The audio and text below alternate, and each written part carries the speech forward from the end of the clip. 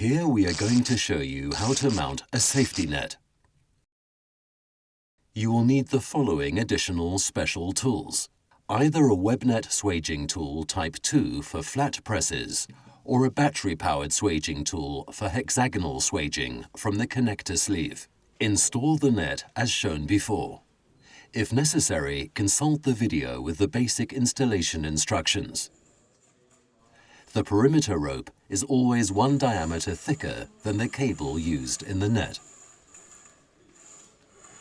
The main difference during installation of the safety net is the way in which the ends of the perimeter rope need to be fastened.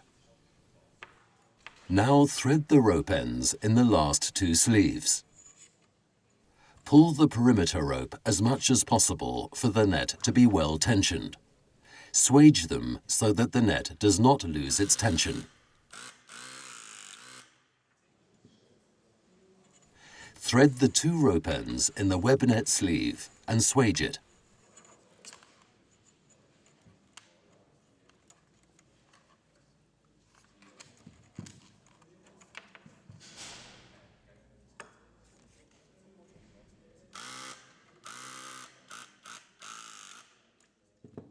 Then bring up the connection sleeves at the cable ends and swage them each 3 times with the Webnet swaging tool Type 2 or with the battery-powered swaging tool.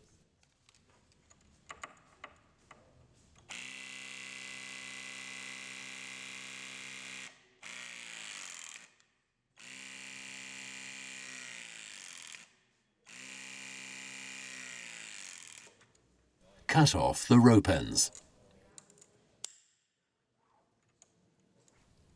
Perimeter ropes for security nets must be joined in this way for technical reasons. You can find further information and assembly instructions at jacob.com.